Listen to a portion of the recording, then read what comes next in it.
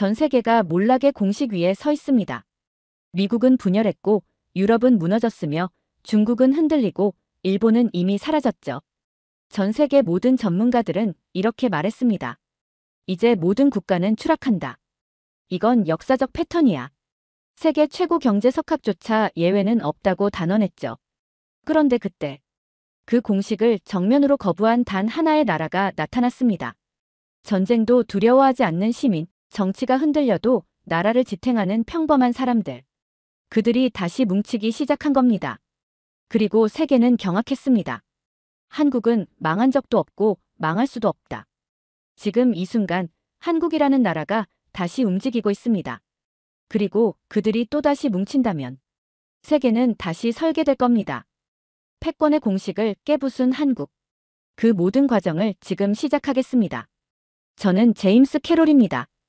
전직 미국 연방준비제도 이사회의 수석 경제자문관이었고 지금은 런던 정치경제대학에서 국제질서와 국가 사이클을 강의하는 연구자죠. 세계는 수십 년간 저를 사이클 분석의 스페셜리스트라고 불러왔습니다.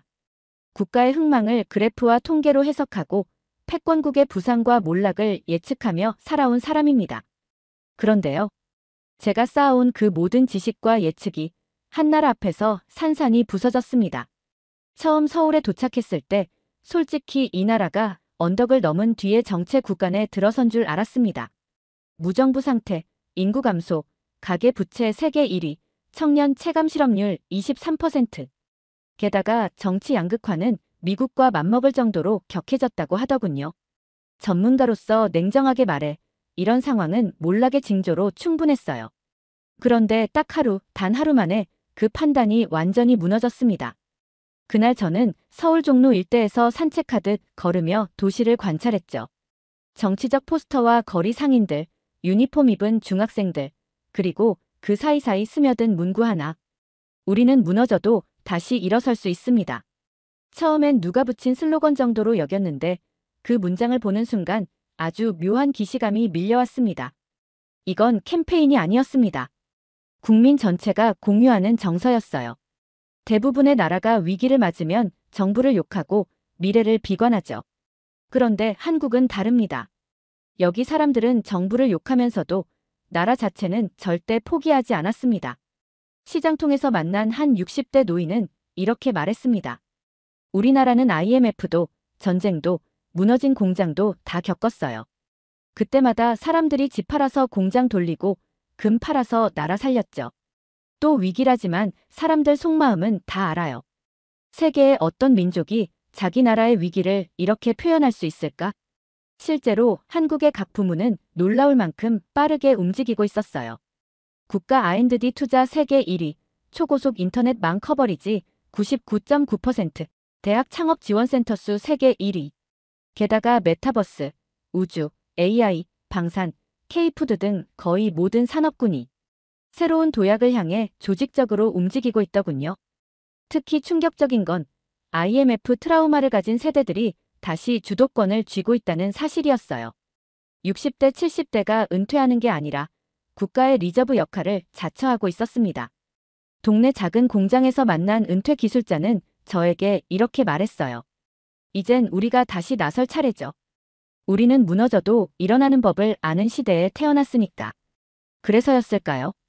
그날 밤 저는 처음으로 제가 크게 오만했음을 인정했습니다. 이론이 틀렸다는 게 아니라 한국이 그 예외를 증명하고 있었기 때문입니다.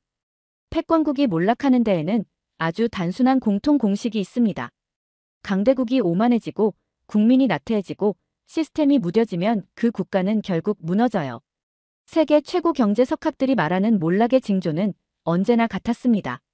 방만한 재정, 사회 분열, 혁신 부재, 부채 과잉. 저도 수백 개 국가 데이터를 돌려보며 이 공식을 수없이 증명해왔죠. 그런데 한국은 이 공식에 정면으로 반박하는 유일한 나라였습니다.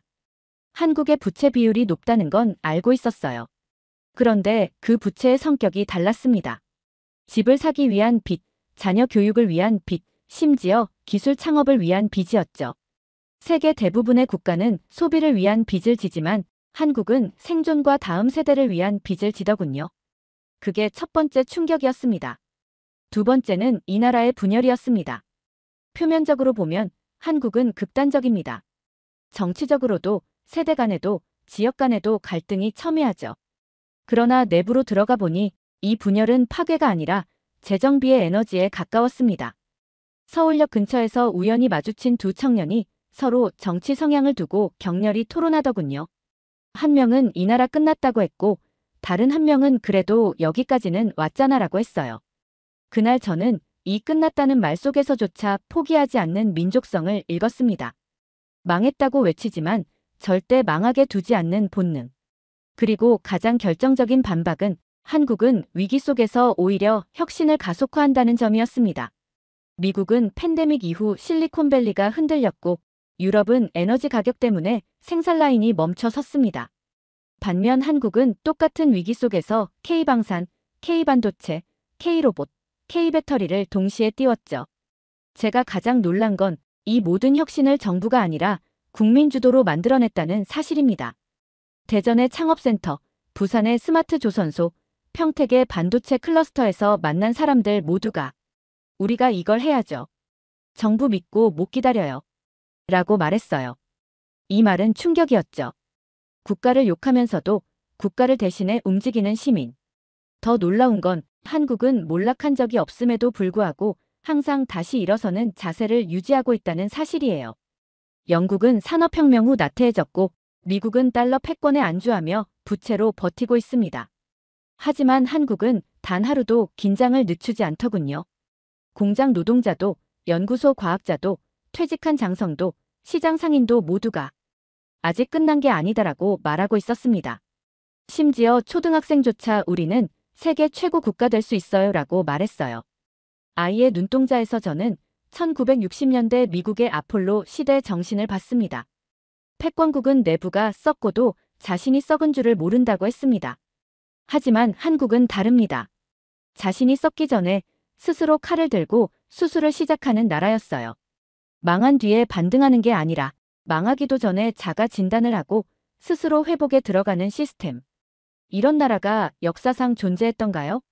저는 오랫동안 실리콘밸리를 최고의 혁신지대로 믿고 살아왔습니다. 거대한 벤처 캐피털, 천재 개발자, 그리고 실패를 두려워하지 않는 문화. 이 세 가지가 미국의 경쟁력이라고 생각했죠. 하지만 한국에 온 지 한 달이 채 지나기도 전에 그 믿음을 다시 쓰게 됐습니다. 한국의 기술은 강했습니다. 하지만 그보다 더 강한 건 기술을 만드는 사람들이었습니다. 그리고 그 사람들을 움직이는 태도였어요. 그건 도저히 데이터로는 설명되지 않는 영역이었습니다. 처음 그걸 느낀 건 경기도 평택의 반도체 캠퍼스에서였습니다. 30대 초반의 연구원이 이렇게 말했죠. 하루에 4시간 자며 설계도를 다시 그립니다. 실패는 당연하죠. 기억하고 다음에 안 틀리면 됩니다. 그 말투엔 과시도 절망도 없었어요. 그저 해내는 게 당연하다는 믿음만 있었죠. 미국이라면 그 정도의 일정이면 파업이 벌어지고 인권위원회가 들이닥쳤을 겁니다. 그런데 이들은 자발적으로 불가능을 가능으로 만들고 있었습니다. 혁신의 본질이란 기술보다 먼저 의지가 있어야 한다는 걸 이곳에서 처음 배웠습니다. 며칠 후 대전에 있는 국방기술원에서 자율주행 드론 연구실을 찾았습니다. 정말로 충격을 받았던 건 연구실 벽에 붙어있는 문구였어요. 싸워서 이기는 기술이 아니라 싸우지 않게 만드는 기술. 한마디로 요약하면 기술은 정신의 표현이었습니다. 한국인들은 왜 만드는지를 먼저 고민하더군요. 돈을 벌기 위해서가 아니라 살아남기 위해, 더 나은 세상을 만들기 위해, 전쟁을 억제하기 위해. 그 태도가 기술에 스며들어 있었습니다. 네덜란드는 금융 시스템을, 영국은 산업혁명을, 미국은 실리콘밸리를 무기로 패권국에 올랐죠. 하지만 이 모든 건 시스템 기반의 혁신이었습니다. 한국은 정신 기반의 혁신, 즉 다음 세대를 위해 반드시 이겨야 한다는 집단적 의지가 모든 기술의 시발점이었습니다. 서울 한남동 스타트업 거리에서 고작 3평짜리 사무실에서 세계 AI 번역 시장 2위를 만들어낸 20대 개발자를 만났습니다. 그는 이렇게 말했습니다. 한국은 작은 나라이기 때문에 단 한 번의 기회도 놓치면 안 됩니다. 작다는 걸 약점이 아니라 기회의 단위가 더 작고 빠르다는 강점으로 전환하는 민족. 이 나라에서는 실패조차 혁신의 동력이더군요. IMF 이후 생긴 기술 기업 중 절반이 망했지만 그 절반의 인력이 모두 살아남아 다른 스타트업으로 흡수됐습니다. 망하면 사라지는 게 아니라 망한 다음엔 조직을 다시 쪼개서 움직입니다. 이런 구조는 미국도, 일본도, 독일도 갖고 있지 못한 정신의 유연성이었습니다. 누군가 그러더군요. 한국은 철학보다 본능이 먼저 움직이는 나라라고요. 저는 거기에 하나를 더 붙이고 싶습니다. 이 본능은 절망 위에서 진화해온 생존 본능이다. 그날 밤 저는 다이어리에 이렇게 적었습니다. 혁신은 공장에서 나오지 않는다. 그건 국민의 DNA에서 자란다. 그리고 그 DNA를 만든 건 위기다. 한국은 무언가를 만들기 전에 먼저 자신을 다그칩니다. 이건 더 좋은 칩을 만들기 위해서가 아니라 더 오래 살아남기 위해서죠. 그들은 단지 기술을 만든 것이 아니었습니다. 자기 생존의 철학을 기술로 구현해낸 민족이었습니다. 이걸 안 순간 저는 실리콘밸리가 아니라 한국이야말로 세계 혁신의 심장부라는 사실을 받아들이게 됐습니다. 전 세계 어느 나라든 전쟁은 가능한 피하고 싶어 합니다. 그리고 대부분의 선진국들은 전쟁이 일어나지 않기를 바라며 평화를 전제로 국가 시스템을 설계하죠. 그런데 말입니다. 이 나라는 전쟁을 두려워하지 않았습니다. 오히려 전쟁을 가정하고 그 속에서 살아남는 법을 연구하며 한 발짝도 뒤로 물러서지 않고 전진하고 있었죠. 처음엔 솔직히 이해가 되지 않았습니다. GDP 세계 10위권, 기술 선진국, IT 강국이 왜 아직까지 전국에 예비군 훈련장이 수백 개씩 존재하는 걸까요? 왜 시민 대다수가 국가 비상대비 훈련이라는 걸 체득하고 있는 걸까요? 그 해답은 경북 예천에 있는 훈련장을 방문하면서 얻었습니다. 저는 군사 연구가로서 여러 국가의 민병대 시스템을 분석해왔고 미국 방위군, 스위스 자위대, 이스라엘 예비군까지 경험했습니다. 하지만 한국은 차원이 다르더군요. 첫 느낌은 훈련장이 아니라 국가 전체가 무장된 국민 시스템 같다는 것이었습니다. 농사짓다 온 분도 있었고 교사도 있었고 자영업자도 있었어요. 그런데 그들의 눈빛은 하나같이 맑고 단단했습니다. 한국은 군사력의 하드웨어뿐 아니라 국민 전체가 마음의 총을 들고 있는 나라였습니다. 그게 진짜 무서운 거죠. 게다가 한국의 군사 시스템은 상상 이상으로 효율적이었습니다. 예비군 전력은 단순한 백업 부대가 아니라 전시엔 700만 명까지 동원 가능한 전국민 작전 네트워크로 구성돼 있었고 민방위, 학생 군사교육, 예비장교제도까지 다층 방어 구조를 가지고 있더군요. 한마디로 한국은 전쟁을 준비하는 방식이 아니라 전쟁 자체를 삶의 조건으로 내장한 나라였습니다. 다른 나라들은 평화를 전제로 전쟁 대응 매뉴얼을 짜고 있었지만 한국은 전쟁을 전제로 평화 유지 전략을 짜고 있었어요. 이 차이는 굉장히 큽니다. 한국에서 가장 놀라웠던 건 이런 긴장 상태가 불안이 아니라 안심으로 작용하고 있다는 점이었어요. 서해에서 군사 충돌이 벌어졌을 때 전 세계 언론은 한반도 전쟁 위험을 외쳤지만 서울 시민들은 불금 회식을 하고 있었습니다. 외국 언론이 혼란에 빠진 반면 한국인들은 평온하게 일상을 유지했죠. 이 나라는 전쟁의 시간표와 함께 살아온 나라니까요. 그리고 그 시간표에 국민이 적응한 게 아니라 국민이 그 시간표를 통제하고 있었습니다. 미국 국방부에서 일할 당시 이론으로만 존재하던 국민 방어 체계라는 단어를 한국에서 현실로 마주한 겁니다. 전쟁이 두렵지 않아서가 아닙니다. 오히려 누구보다 전쟁의 참상을 알기 때문에 그 누구보다 철저하게 준비하고 있었던 것이죠. 그리고 이제는 말할 수 있습니다. 전쟁이 나지 않는 이유는 한국이 약해서가 아니라 너무 강해서 아무도 쉽게 건드리지 못하기 때문입니다. 수많은 나라가 무너지는 순간을 직접 보았습니다. 2001년 아르헨티나의 국가부도, 2008년 아이슬란드의 금융 붕괴, 2022년 스리랑카의 정권 붕괴까지. 경제적 수치가 무너질 땐 국민의 정신도 같이 무너지더군요. 거리엔 폭동이 터지고 정부 청사는 불타고 사람들은 국기를 내던졌습니다. 그게 위기라는 것의 본질이라 믿었죠. 그런데 한국은 망할 위기에서 한 번도 진짜 망해본 적이 없었어요. 그리고 더 놀라운 건 망했어야 할 상황에서조차 더 강해졌다는 사실이었습니다. 처음 이 기현상을 받아들이기 어려웠던 저는 1997년 IMF 외환위기부터 다시 공부했습니다. 그때 한국은 하루아침에 국가 신용등급이 쓰레기처럼 떨어졌고 외국 자본은 한국 주식과 부동산을 헐값에 쓸어갔으며 수많은 기업이 연쇄부도로 무너졌죠. 그 순간 국민이 선택한 행동은 금 모으기 운동이었습니다. 국민이 자발적으로 가정에 있던 결혼반지, 어린이 돌반지까지 꺼내 국가에 헌납했답니다. 그건 단순한 경제 행위가 아니라 국민 전체가 국가 시스템의 일부가 되겠다고 선언한 사건이었습니다. 제가 이걸 미국 경제 세미나에서 설명하자 미국 경제학 교수 한 명이 고개를 절레절레 흔들더군요. 말도 안 되는 일입니다. 민주국가에서 그렇게 단결이 된다고요? 그때 저는 웃으며 이렇게 답했습니다. 그러니까 그게 한국입니다. 그리고 놀라운 건 그 이후에도 한국은 똑같은 DNA를 반복해서 증명했다는 점입니다. 2008년 글로벌 금융위기, 2020년 팬데믹, 2022년 우크라이나 전쟁발 인플레이션 쇼크, 심지어 지진, 산불, 정치 혼란 등 크고 작은 국가위기 속에서도 이 나라는 단 한 번도 붕괴라는 단어에 닿은 적이 없었습니다. 가장 인상 깊었던 건 지방의 한 소방서에서 만난 70대 자원봉사자 할아버지의 말이었습니다. IMF 때 우리 세대가 나라 살렸고 지금은 다음 세대 도와야죠. 안 망해요. 망하면 우리가 다시 세워요. 저는 그 말을 녹음하지 못한 게 아직도 아쉽습니다. 망한 적이 없는 나라가 무서울 수 있을까요? 진짜 무서운 건 망하고 나서도 다시 일어나는 나라입니다. 그리고 그걸 몇 번이나 반복한 민족이라면 어느 누구도 함부로 무너뜨릴 수 없죠. 한국의 저력은 시스템이나 기술, 제도에 있지 않았습니다. 그건 기억에 있었습니다. 이 민족은 고통을 잊지 않는 힘을 가졌습니다. 그런 기억들이 국민의 뼛속 깊이 새겨져 있었고 그 기억이 위기 때마다 국가 면역체계처럼 작동하는 겁니다. 우린 저걸 겪었잖아. 그보다 더 힘든 건 없었어. 그러니 이번에도 해낼 수 있어. 그 믿음은 수치로는 계산되지 않습니다. 그러나 그것이 한국의 진짜 성장 동력이었습니다.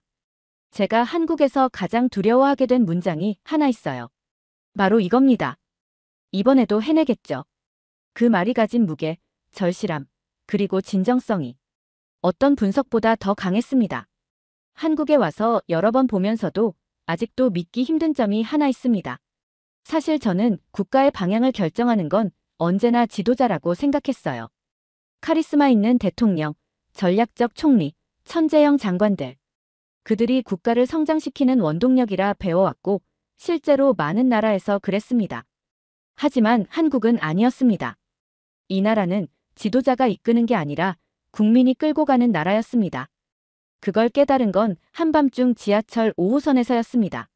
늦은 시간, 퇴근길에 마주한 청소 노동자 아주머니 두 분이 나누던 대화가 저를 멈춰 세웠죠. 나라 꼴이 뭐 이래. 정치는 항상 엉망이지. 우리 할 일이나 하자. 순간 머릿속이 멍해졌어요. 한국은 분명 민주주의 국가이고 선거로 정권을 바꾸며 정치 뉴스가 하루도 쉬지 않는 나라죠. 그런데 사람들은 정치를 욕하면서도 나라 자체를 무너뜨리지 않으려고 스스로 국민의 위치를 잡아주는 일을 하고 있었어요. 정치가 흔들려도 국민이 중심을 잡는 나라. 며칠 후 지방자치단체 창업지원센터에 들렀습니다. 그곳에서 만난 40대 여성 대표는 폐업 위기의 동네 식당들을 묶어 지역 공동배달 앱을 개발해 성공적으로 재기를 도왔죠. 지원도 없었고 규제도 많았다고 해요. 그래도 했대요. 왜냐고 물었더니 정부만 믿고 있다간 진짜 망해요. 우리가 먼저 움직여야지 누가 해주겠어요? 정치인과 국민이 서로를 미는 구조가 아니라 국민이 한 발 먼저 나가서 이끌고 정치는 뒤에서 따라오는 구조. 그건 너무 낯선 풍경이었어요. 한국은 선거가 끝난 다음 날부터 다시 일상으로 복귀한다고 합니다. 거리의 쓰레기도 금세 치워지고 회사 회의는 평소대로 진행되고 시민은 평소처럼 질서를 지킵니다. 무언가 정치적 열기가 더 이상 국민의 삶을 흔들지 못하는 느낌이었어요. 어떤 의미에선 이 나라는 지도자 없이도 돌아가는 민주형 기계 같았습니다. 물론 정치의 역할은 중요하죠. 하지만 한국에선 이미 국민 각자가 내가 이 나라의 시스템이다라는 자의식을 갖고 있었습니다. 이건 단순한 참여나 투표율을 말하는 게 아닙니다. 그들은 위기 상황에서도 국가가 내 손안에 있다는 확신을 갖고 있더군요. 그 확신의 결정판은 2022년 대형 산불 자료에서 확인했습니다. 지자체가 늦게 움직였지만 이미 지역 주민들이 자체로 물통을 들고 움직이고 있었고, 청년단체는 드론을 날리고 노인회는 주민 대피를 도왔습니다. 누가 시킨 것도 아니었어요. 그냥 국민이 움직인 겁니다. 그때 저는 확신했습니다. 이 나라는 국민이 리더입니다. 그리고 정치 지도자는 그 국민의 속도를 따라가야만 하는 나라였어요. 한 친구가 이런 말을 했습니다. 한국이 정말 위대한 이유요? 대통령 바뀌어도 국민이 나라를 굴리고 있어서 큰 문제는 안 생겨요. 처음엔 농담 같았는데 이제는 정말 가슴에 박힙니다. 국가 시스템은 사람 위에 군림하는 게 아니라 사람 속에서 나오는 것입니다. 그리고 한국은 그 사람들의 기억과 책임이 나라 전체를 움직이게 만드는 세상에서 가장 묘한 형태의 공화국이었습니다. 그러니까 이 나라가 무서운 이유는 그 누구도 이 국민을 지시할 수 없기 때문입니다. 그들은 스스로 움직이고 스스로 정리하며 스스로 다음 시대를 엽니다. 그게 진짜 국가의 모습 아닐까요? 저는 다시 빅사이클 그래프를 꺼내 들었습니다. 수백 년을 거슬러 네덜란드, 영국, 미국이 지나온 길. 성장 정점, 오만, 분열, 쇠퇴. 이 흐름은 어김없이 반복됐죠. 그리고 지금 미국과 유럽은 분명 그 하강선 위에 있습니다. 중국은 가파른 곡선을 그렸지만 내부의 균열이 이미 깊죠. 러시아와 일본은 고개를 돌리기엔 이미 늦은 하강선에 위치해 있고요. 그렇다면 한국은 어디에 있을까요?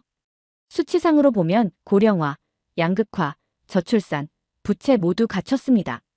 겉보기에 이 나라도 하강 국면에 들어선 듯 보였어요. 그런데 이 나라가 뿜어내는 에너지는 완전히 반대 방향이었습니다. 그걸 제대로 체감한 건 한국의 소형 모빌리티 전시장에서였습니다. 거기선 엔진 하나 없이 움직이는 완전 무동력 도심용 운송기기가 시연되고 있었죠.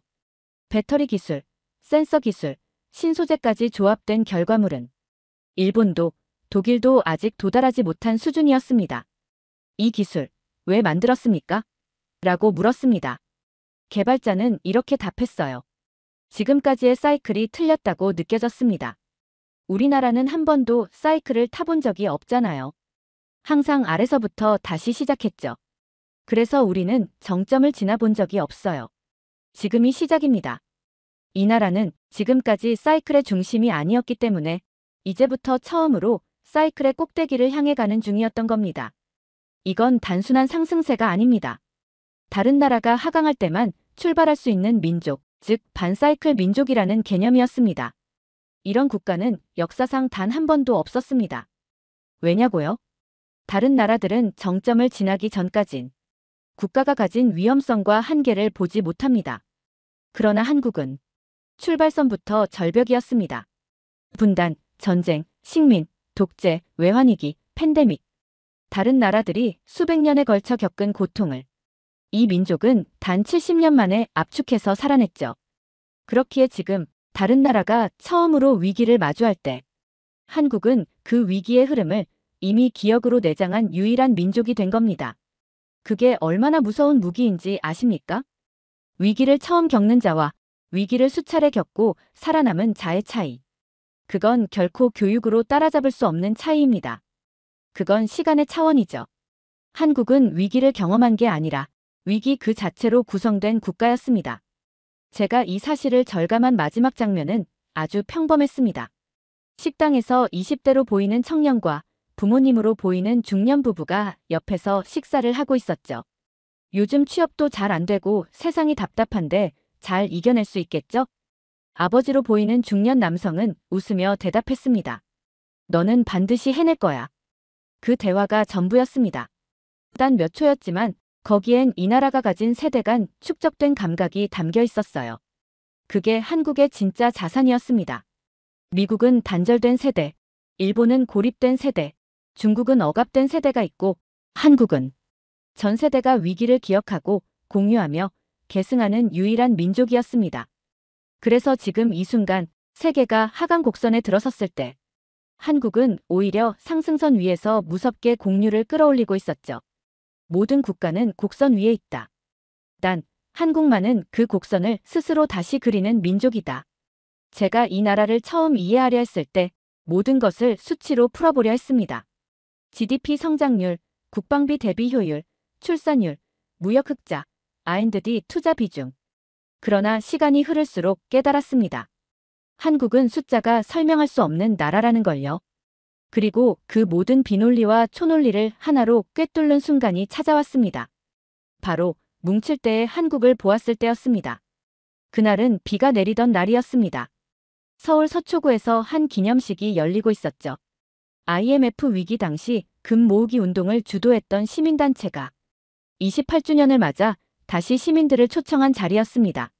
저는 그 자리에 연구자 자격으로 초대됐고 솔직히 말하면 형식적인 행사일 거라 생각했죠. 그런데 예상치 못한 일이 벌어졌습니다. 무대에 오른 70대 여성 한 분이 손에 작은 반지를 들고 말하셨어요. 이 반지는 우리 아들이 칠순 때 선물한 반지예요. 또 필요하면 낼 겁니다. 이건 상징이 아니었습니다. 진짜 현실이었습니다. 그 순간 확신했습니다. 이 민족이 한 번 더 함께 움직이기 시작하면 그건 단지 국가의 재기나 반등이 아니라 세계 질서 자체가 흔들릴 사건이 될 거라는 사실. 한국은 단결의 폭발력이 다릅니다. 전시에도 재난에도 팬데믹에도 심지어 정치적 혼란 속에서도 정작 국민들은 서로를 찾아갑니다. 지진이 나면 정부보다 빨리 움직이는 자원봉사단, 산불이 번지면 물을 들고 산에 오르는 주민들, 의료진 파업이 나도 자발적으로 병원으로 복귀하는 간호사들. 이 모든 게 한국식 집단 각성이었습니다. 누가 시킨 게 아닙니다. 정책이나 법도 아니었어요. 그냥 국민이 스스로 움직이는 시기가 따로 있더군요. 그리고 그 시기는 바로 위기의 끝이 아니라 도약의 시작이었습니다. 이 민족은 무너질 때가 아니라 다시 뭉칠 때가 가장 위험한 민족입니다. 세계 질서 입장에서 말이죠. 한번 뭉치면 그 뭉침이 산업을 재편하고 기술을 추월하고 군대를 새로 세우며 국민 정체성을 완전히 끌어올리거든요. 충남 아산의 K방산 전략기지 개소식에 참석했습니다. 그곳에선 최신형 K2 흑표 전차와 레이저 대공 시스템이 전시돼 있었고 해외 8개국 무기 바이어들이 줄지어 앉아 있었습니다. 그 자리에서 한국 국방부 관계자는 이렇게 말했습니다. 이제는 우리가 설계합니다. 전장을, 무기를, 그리고 동맹의 형태까지. 그 말이 끝나자 뒤편에 앉아있던 한북유럽 장성이 제게 속삭였죠. 한국은 끝이 없이 달리는 것 같아요. 세계가 아직 모르는 비밀 하나. 한국은 위기에서 달리는 게 아니라 위기를 시작 신호로 삼는 민족이라는 사실. 마치 계절의 온도차가 특정 수준에 도달하면 장마가 시작되듯. 이 나라는 내적으로 신호가 오면 전 국민이 알아서 전환합니다. 그 전환의 단어는 하나입니다. 함께. 한강의 기적, K방산, 반도체, BTS, 팬데믹 진단키트, 그리고 지금의 수출 주도형 외교까지. 모든 세계의 질서가 바뀐 시점에는 항상 한국의 뭉침이 있었습니다. 그리고 그들이 다시 뭉치는 그 순간 세계는 반드시 다시 설계될 것입니다. 두 번째 사연 시작합니다. 이게 말이 된다고 생각하십니까? 뉴욕은 30년이 걸려도 못한 일을 서울은 단 2년 만에 해냈습니다. 그것도 그냥 잘했다 수준이 아닙니다. 죽은 도시의 심장을 다시 뛰게 했고 콘크리트 속에 갇힌 하천을 되살렸으며 심지어 도시 한복판의 수달까지 돌아왔습니다. 처음엔 모두가 비웃었습니다. 그런데 지금 유럽 전문가들이 서울을 벤치마킹하고 있습니다. 미국 도시계획자들이 서울을 보고 자괴감에 빠졌습니다. 그리고 한 사람, 전 세계 도시 보건 전문가였던 한 여성이 서울의 청계천을 걷다 결국 입을 다물지 못했습니다. 그녀는 말합니다. 이건 생태복원이 아니라 문명 리셋이다. 대체 무슨 사연인지 오늘 사연 바로 시작하겠습니다. 저는 도시생태복원 전문 컨설턴트입니다. 세계은행 소속으로 지난 14년간 전 세계 도시들을 돌며 복원 사업을 분석하고 조언해왔죠. 사람들은 종종 묻습니다. 어디가 제일 인상 깊었어요? 예전에는 헬싱키, 리옹, 그렇게 얼버무리곤 했어요. 그런데 지금은 망설이지 않습니다. 한국입니다. 서울이요. 그 말이 나오는 순간 대부분의 사람들은 눈을 동그랗게 뜨죠. 한국? 그 빽빽한 도시. 저도 처음엔 그렇게 생각했어요. 서울 출장 얘기가 나왔을 때 솔직히 좀 시큰둥했어요. 도시 한복판에 생태계가 있긴 하겠어. 대충 인공수로 하나 만들어 놓고 복원이랍시고 포장한 거 아니야? 정말 스스로도 편견에 사로잡혀 있었죠. 그런데 서울 청계천에 발을 들이는 순간 제 사고는 멈췄습니다. 자동차로 미어터지던 도심을 가로지르는 그곳에 사람들이 웃고 있었어요. 도시의 중심에서 맑은 물이 흐르고 하천 양옆에는 미세먼지 대신 바람이 불고 있었죠. 이건 그럴싸한 생태 공간이 아니라 진짜 복원이구나. 전문가인 저는 그런 차이를 압니다. 인공적으로 꾸며놓은 공간과 실제로 자연 생태계가 살아 숨쉬는 복원 공간은 냄새부터 다르거든요. 청계천은 분명 살아있었습니다. 물길, 수초, 조류의 움직임까지 조화롭고 정교했어요. 더 놀라운 건 그날 저녁 만찬자리에서 들은 한마디였습니다. 중랑천하고 탄천에 수달이 돌아왔다더라고요. 한강지류에 수달이 산대요. 숟가락을 떨어뜨릴 뻔했어요. 서울에 수달이요? 야생 수달이 돌아왔다고요? 믿을 수 없어서 바로 검색했어요. 그리고 봤습니다. 중랑천 둔치 풀숲 사이에서 놀고 있는 수달 영상. 이건 옛날 얘기도 아니에요. 지금 이 순간에도 서울의 도시 하천에서 수달이 헤엄치고 있었던 거예요. 그때 머리를 한 대 맞은 기분이었습니다. 대체 이 도시는 뭐란 거지? 전 세계 도시들이 하천 복원 하나 하겠다고 수십 년 계획을 세우고도 땅 한 평 못 파는데 한국은 이미 2005년에 청계천을 복원했고 그 흐름이 중랑천, 탄천, 양재천까지 이어졌고 그 결과 사람도 돌아오고 수달도 돌아온 도시가 된 거였어요. 그날 밤 호텔에서 청계천 복원 관련 자료들을 미친 듯이 찾아봤어요. 인정하기 싫지만 질투했거든요. 우리는 아직도 회의 중인데 한국은 벌써 복원을 마쳤다고. 이건 하천 복원이 아니라 국가가 도시에게 새 생명을 주는 방식이었어요. 그 안엔 교통, 치수, 생태, 시민공간, 심지어 문화까지 들어있었어요. 도시를 다시 짠 수준이 아니라 도시의 영혼을 바꾼 프로젝트였어요. 침대에 누워 잠을 이룰 수 없었습니다. 서울의 청계천은 분명히 존재했고 사람들은 웃고 있었고 도심 한복판에선 바람이 불고 있었죠. 그런데 그게 가능하려면 몇십 년은 걸려야 정상 아니에요? 수많은 이해관계자들, 협의 절차, 예산 분쟁, 행정 구속, 미국이라면 강 하나 복원하려다 시의회가 2번은 해산되고도 남을 일이에요. LA강 복원 프로젝트는 제가 직접 컨설팅에 참여했던 사업 중 하나입니다. 2007년에 본격적인 계획이 시작됐고 지금도 예비 실행 단계입니다. 벌써 18년째요. 그런데 아직도 강물은 회색이고 콘크리트 벽은 그대로입니다. 보고서만 60권을 넘게 썼는데 바뀐 건 프레젠테이션 디자인밖에 없어요. 이제는 주민들도 포기했죠. 복원은 그냥 시에서 하는 퍼포먼스일 뿐이라고요.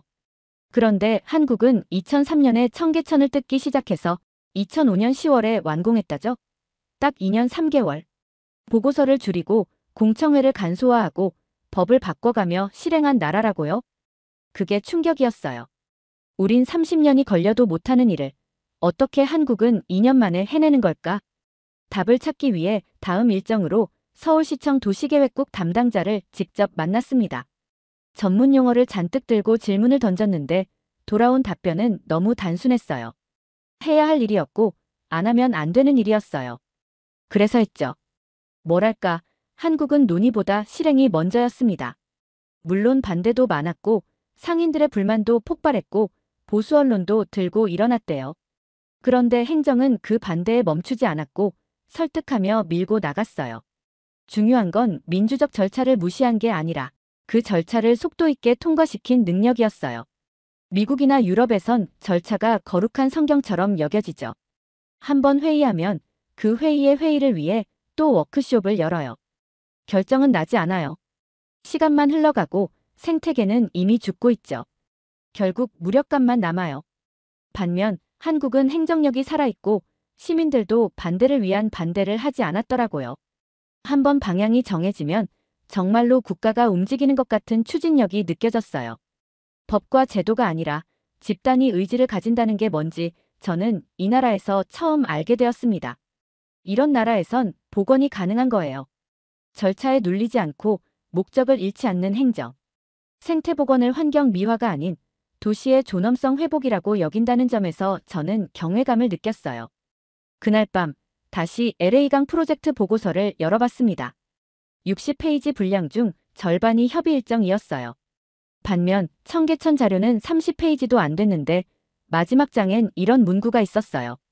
복원은 실천이다. 말보다 돌 하나를 들어올리는 손이 필요하다. 충격받았습니다. 왜냐하면 제가 쓴 보고서에는 그 돌 하나 들려는 손이 없었거든요.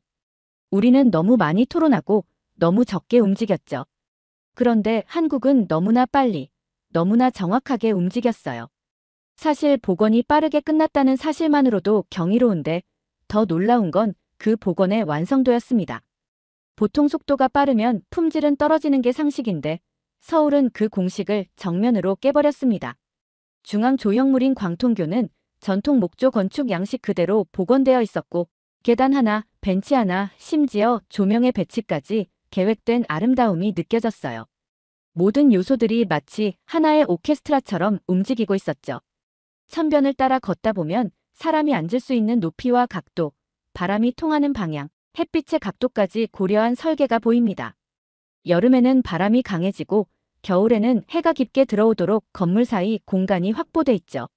이게 정말 의도된 설계라면 저는 이걸 예술이라고 부르고 싶어요. 제가 유럽에서 근무할 때 파리나 로마의 공공공간 디자인을 예술이라 부르곤 했죠. 그런데 서울은 다릅니다. 전통을 살리되 현대적 기능성을 완벽하게 반영하고 있었어요. 중간에 만난 안내판도 정보를 전달하는 걸 넘어서 스토리텔링을 담고 있었습니다. 이건 시민과의 대화였어요. 설계자가, 도시가 사람에게 말을 거는 공간이었죠. 더 대단한 건 이런 공간이 하나만 있는 게 아니라는 점이에요. 청계천뿐 아니라 양재천, 중랑천, 탄천 등 서울 전역의 지류 하천에도 이런 감성이 살아있었습니다. 각기 다른 디자인과 기능을 갖고 있지만 공통적으로는 사람 중심의 설계가 느껴졌어요. 한강변 자전거도로도 마찬가지였죠. 경치를 누리고 숨을 고르고 쉬었다 갈 수 있는 리듬감 있는 공간으로 구성돼 있었어요. 도시는 사람에게 말합니다. 서두르지 마. 여긴 내 공간이야. 사실 저는 도시계획이 이렇게 정서적인 작업이 될 수 있다는 걸 몰랐어요. 수치를 조정하고 도로를 연결하고 기반시설을 쌓는 게 전부인 줄 알았죠. 그런데 한국은 도시 전체를 하나의 감성적인 생물처럼 만들어 놓았더군요.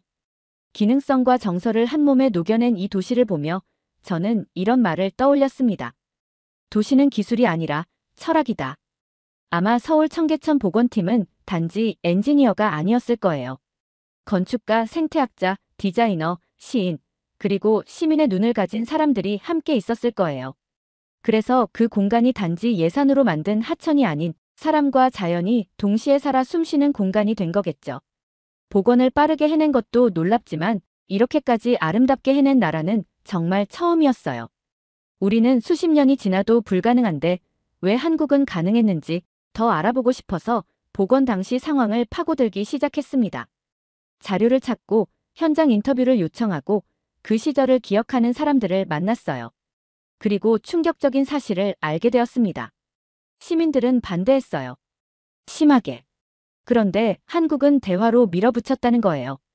처음 복원 계획이 발표됐을 땐 상인들과 교통 전문가들, 시민단체가 들고 일어났다고 하더군요. 교통대란이다. 상권이 붕괴된다. 세금 낭비다. 익숙한 레퍼토리였죠. 솔직히 그들 입장에선 충분히 그럴 수 있습니다.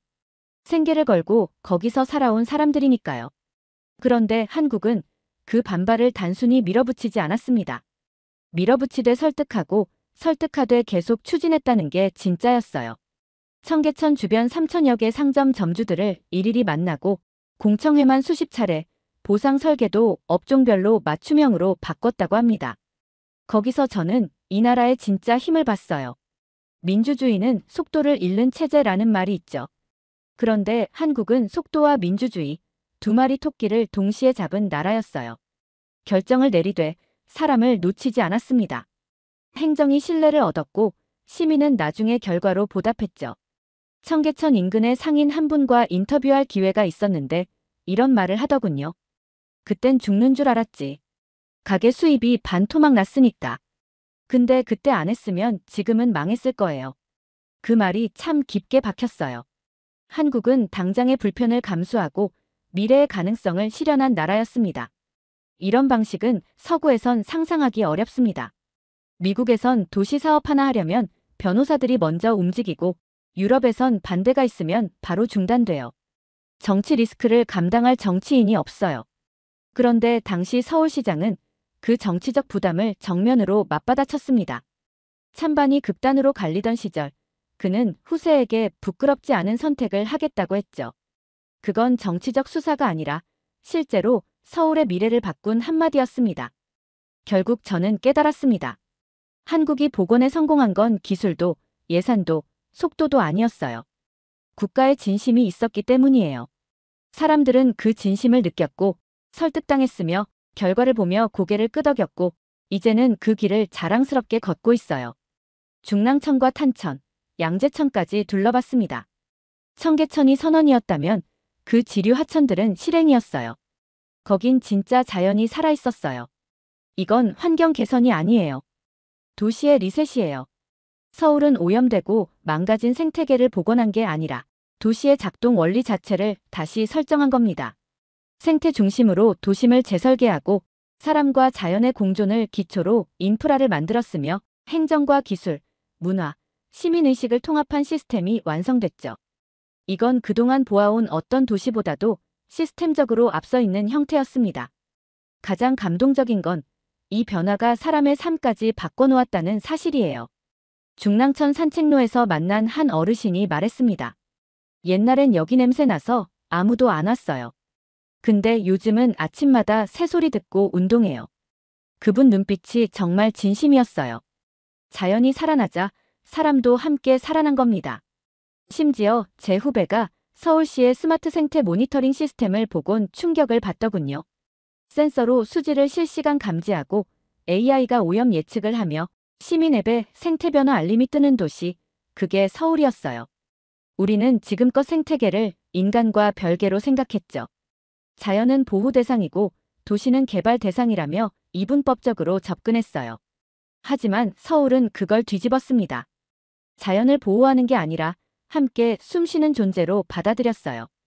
그리고 그 결과는 뚜렷했죠.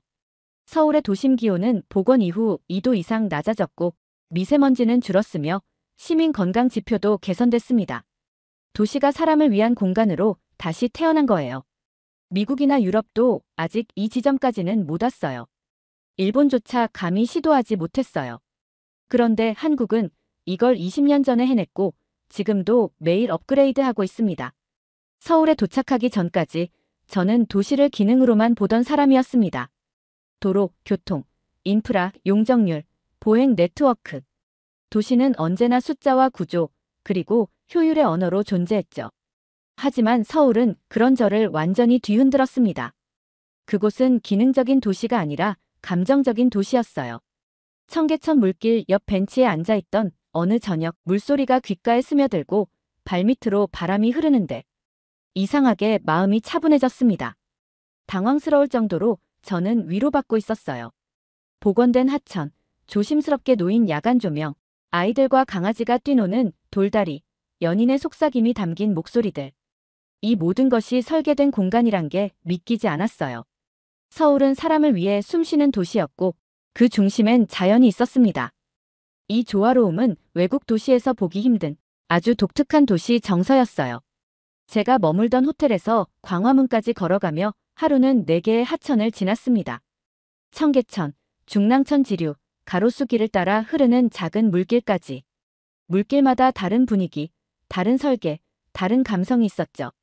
게다가 서울의 하천 복원이 기술 중심이 아니었다는 점에 감탄했습니다.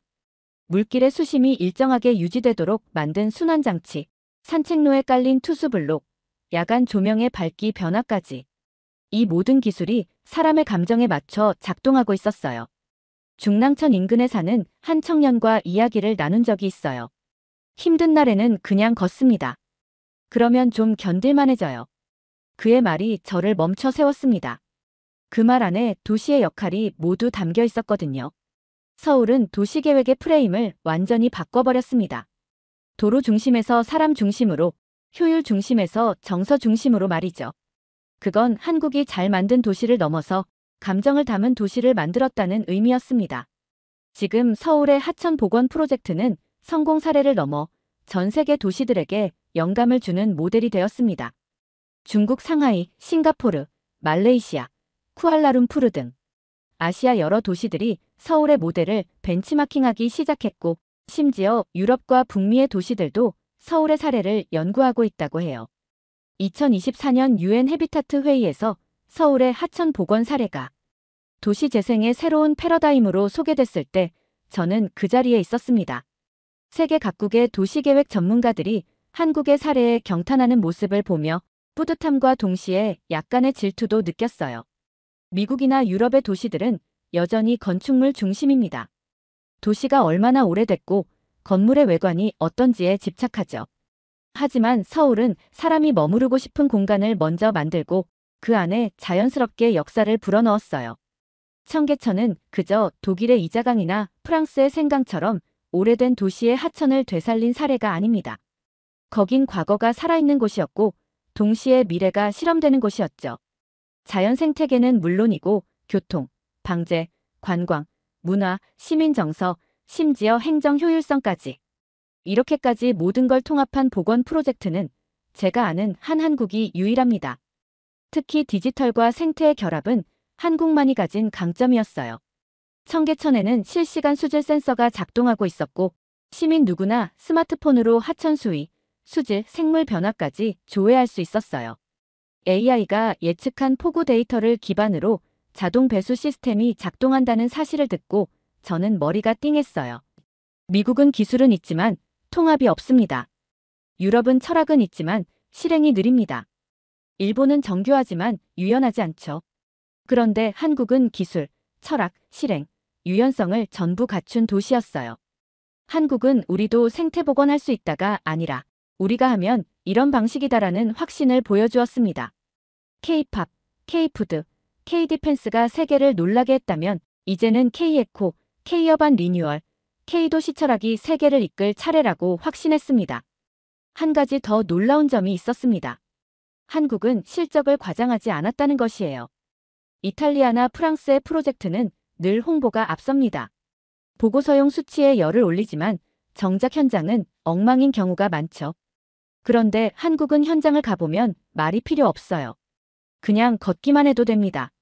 현장에 모든 답이 있고 사람들의 표정에 성과가 녹아 있어요. 제가 서울 방문 이후 유엔 도시재생 세미나에서 발표했던 문장이 있습니다.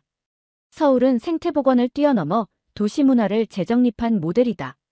그날 이후 유럽과 동남아 각국의 전문가들이 저에게 물어봤어요. 어떻게 한국은 그렇게 해낼 수 있었나요? 저는 웃으며 대답했습니다. 그게 한국이거든요. 따라할 수는 있어도 절대 복제는 못하죠. 왜냐하면 이건 시스템만의 문제가 아니니까요. 이건 국민, 행정, 기술, 문화가 합쳐진 총합이자 철학이었어요. 그리고 그 철학이 한국은 다르다는 걸 증명해낸 거죠. 그때 확신했습니다. 이젠 도시 복원도 K모델을 따르는 시대가 왔다. 저는 지금까지도 서울이라는 생태계에 완전히 감염되어 있습니다. 한 나라의 도심이 이렇게까지 사람을 바꾸는 경험, 이건 출장이나 견학의 수준을 넘어선 일이었거든요. 이전까지 저는 도시를 분석하고 평가하고 진단하는 전문가였습니다. 정책 보고서를 쓰고 데이터를 해석하며 도시를 수치화해왔죠. 그런데 서울은 그런 저를 철저히 무력화시켰습니다. 이 도시는 수치가 아니라 감정으로 기억되더군요. 제가 서울에서 본 건 재생이 아니라 부활에 가까웠습니다. 사람과 자연, 기술과 철학, 행정과 시민, 이 모든 게 기막히게 맞물려 돌아가는 공간. 이건 기적이 아니라 한국이라는 나라가 스스로 만든 기획형 기적이었습니다. 돌이켜보면 처음 서울에 갈 때 저는 회의적이었어요. 이 작은 나라에서 뭘 배운다는 거지. 지금 생각하면 얼굴이 화끈거릴 정도로 부끄러운 생각이었죠. 서울은 자금 속에서 거대한 질서를 만들어낸 도시였습니다. 작지만 밀도 있었고 빠르지만 치밀했으며 효율적이면서도 정서적이었죠. 제가 몸담은 세계은행 회의석상에서 한국이 보여준 보건 모델은 향후 50년간 도시 정책의 기준이 될 수 있다고 말한 것도 전문가의 분석이 아니라 경험자의 고백이었어요. 이제 저는 세계를 다니며 한국 이야기를 합니다.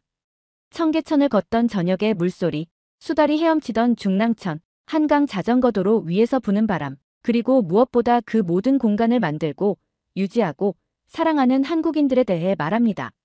그들은 환경을 되살린 게 아니에요.